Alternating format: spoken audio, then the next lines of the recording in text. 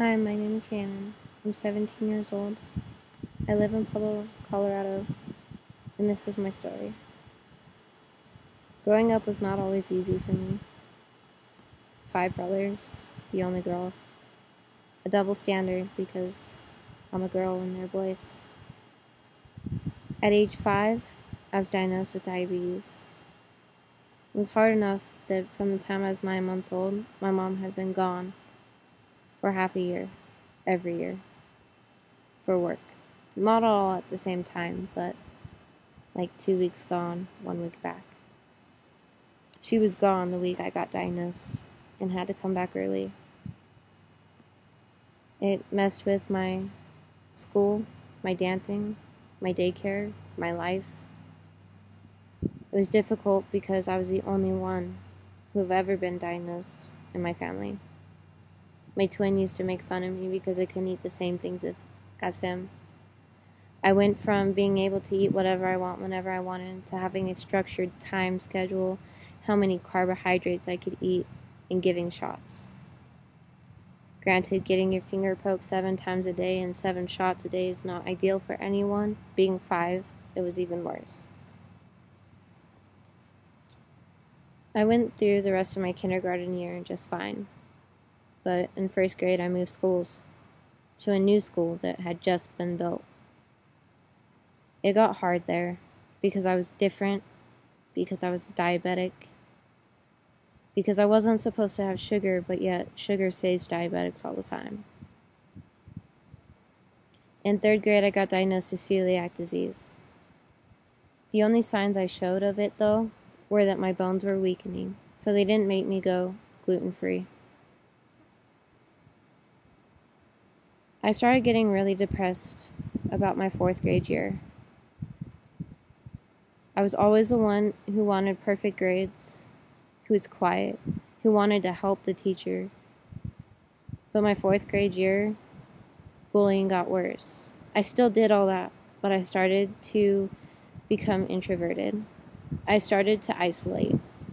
Instead of going out for recess, I went into the library and straightened books. I created bookmarks for the kids in the other grades. I worked with preschoolers instead of going out to my own recess. I didn't want to be with them. 5th grade year, I thought my life was going to be over. I had celiac symptoms where they started to say I should try gluten-free food, but I didn't have to go on the diet. I started having problems with other kids saying that I was fat, so I started not eating. I got placed to where I had to be watched when I ate because I stopped eating completely. I started to get bullied worse. I started to be circled around, be told I was lying about my diabetes. I got chased around the whole school by the whole 5th grade class, barefooted. It wasn't very great. The teacher saw, and then I started going inside for recess again. Middle school. My mom stopped traveling as much, and my dad started. My dad was gone for 2 or 3 months at a time without seeing us. He was gone for holidays. And being that he was the one who I grew up with watching, it was really hard for me. Even though some not so great things happened between us. Middle school was really hard also for the changes. See, in elementary school we had 5 days a week and only 2 different teachers. Your basic teacher and then your music and gym teacher.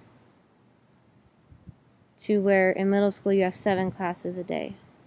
My first year was a block schedule, which was different from the other schedule, and it was still 5 days. But then we moved to 4 days a week the next year, and it was hard. My 8th grade year, I decided I didn't want to live anymore. Everything got too much.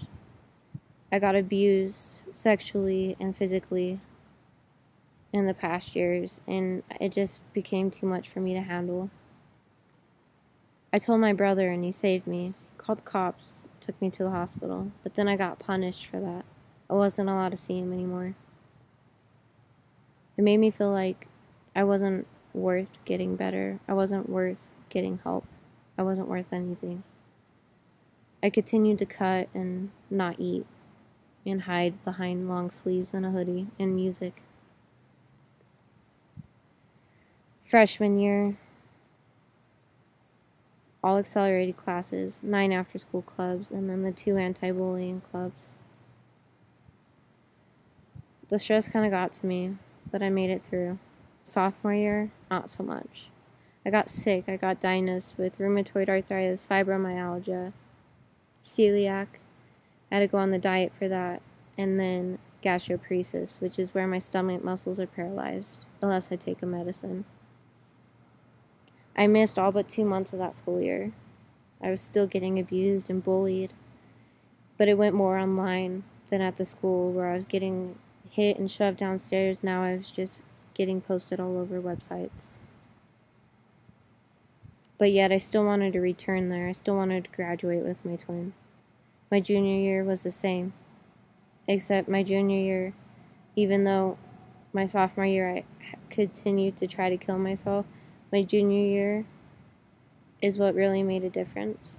I tried killing myself in January of 2015. Ended up in the hospital for 2 weeks. It was then I decided that I didn't want the people who told me to kill myself to win. That I didn't want the people who raped me or abused me to win. I didn't want them to be the reason I took my life. I didn't want my fear of dying any moment to be the reason why I died myself. Yeah, I still struggle with everything. I still want to cut. I still struggle with bullying and abuse and the traumatic events from that. I still struggle with my self-image and the fact that I don't want to eat because I get too fat.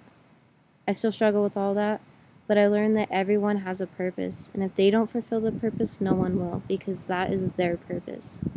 My passion became helping people, and that's all I want to do, and I can't help them if I'm 6 feet underground. I write, I sign, I sing, I dance, I'm a published poet, and all of that helps me get through every day. The pain and the illnesses is only temporary. It won't live with me forever. The pain and the depression and the trauma is only temporary as well, because when I'm gone, it's gone. I just gotta get through and make the best of life. No matter if I struggle and still end up in the hospital and still end up hurting myself, I gotta get stronger every time. And I hope all of you understand that I care and love you, and I'm here for everyone who ever needs someone. Thank you.